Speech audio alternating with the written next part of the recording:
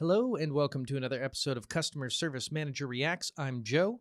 I've been in customer service for over 17 years, and in this episode, I'm going to be reacting to a scene from The Office. I'll be evaluating this from a customer service manager perspective. I will not laugh. I am not here to have fun. I'm not here to enjoy myself. This is a serious study of customer service. While The Office is a comedy television show, I've heard, I'd like to evaluate it from a more serious and mature. I'd like to really look at this from a mature, serious standpoint. What are the lessons we can learn from this episode? Let's take it seriously. No laughing. Here's what's going to happen. I am going to have to fix you, manage you to on a more personal scale, a more micro form of management. Jim, what is that called? Microregiment? Boom. Yes. Microregiment. Now, Jim is going to be the client. Dwight, you're going to have to sell to him without being aggressive, hostile, or difficult. Let's go. All right, fine. Ring, ring. Hello? Great Hello, Foley this work. is Dwight Schrute from the Dunder Mifflin Paper Company. Wow, that's great, because I need paper. Excellent, then you are in luck, because we are having a limited time offer only on everything. Wow, this is my lucky day. Ask him his name. What is your name, sir? I am Bill Buttlicker. Really, that's your real name? How dare you? My family Sometimes people have weird names. Take it seriously. built this country, by the way. Be respectful, Dwight, please. Oh, yes, Michael. Could you hold on 1 second? That's my other line. What? No, but I... Hello? Yeah. No, I'm just on the phone with this stupid salesman. He's so dumb. Probably just gonna keep him on the line forever and not buy anything. Okay. In real life, you wouldn't normally have access to the audio that is on the other line of a phone that has been muted.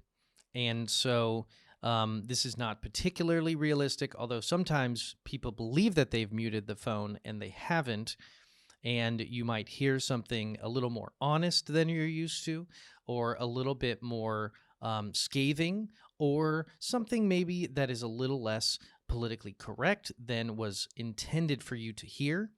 And depending on the circumstance, it can either give you valuable information, it can lead toward the end of the conversation, or it may be completely uninteresting and not useful. In this situation, the information that he's given him would be useful if he had heard it, although he wouldn't have heard it.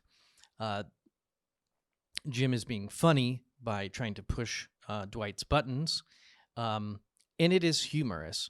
But if you had that information that you were just being led along and not expecting to, they weren't expecting to buy anything, then you would know that it may not be worth your time, or you may need to put in a little bit of extra effort to make that sale. It's up to you to change his mind. Sorry, that was a family emergency. Oh, no, what's wrong? You know what? That's private. Boundaries, Dwight, come on. I'm sorry, Mr. Butt.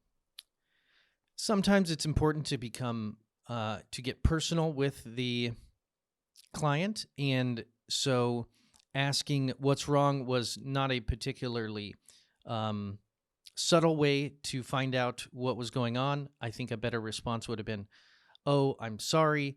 Can we continue the call?" Something of that nature.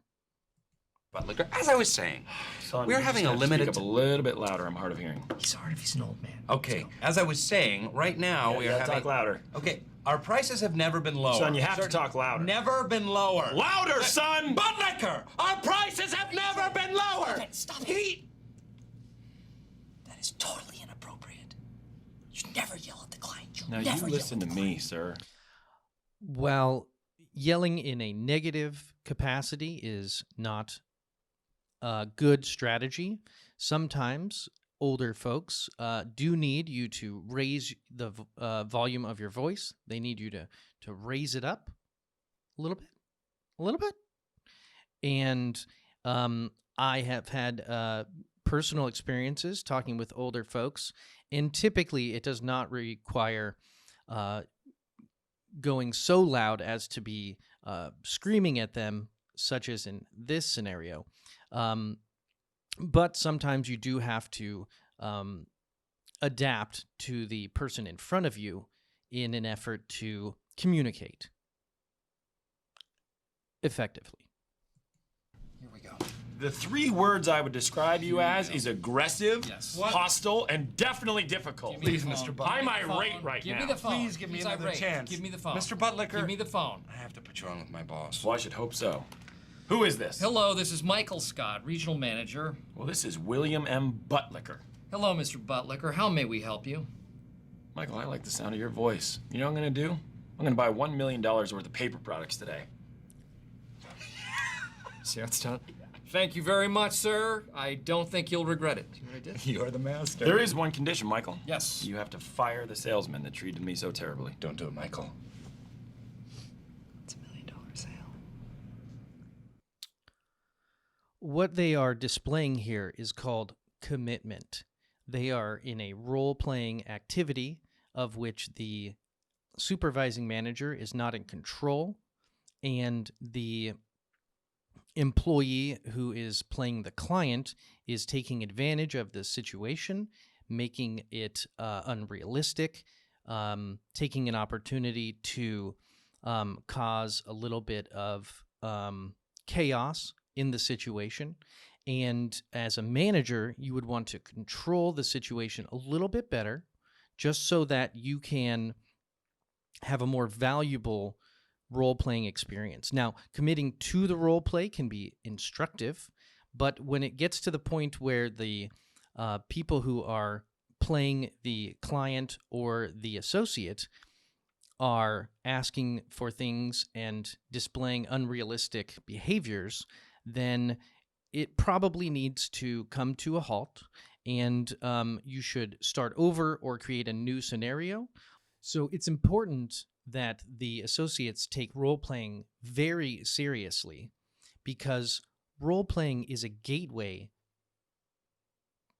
to better behaviors. It's a gateway. Something like this, maybe.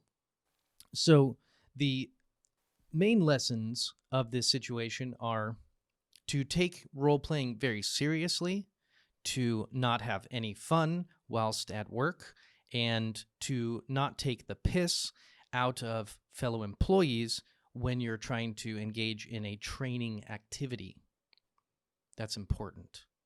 Sometimes it is better to ignore their name and not get that personal, so that you don't giggle when their last name is something along the lines of Buttlicker. That's an important thing to maneuver whilst communicating. All right, let's give this one a rating for realness. It's pretty damn real. 10 out of 10. Thank you for joining me, and remember, the customer service manager isn't always right, but neither are you.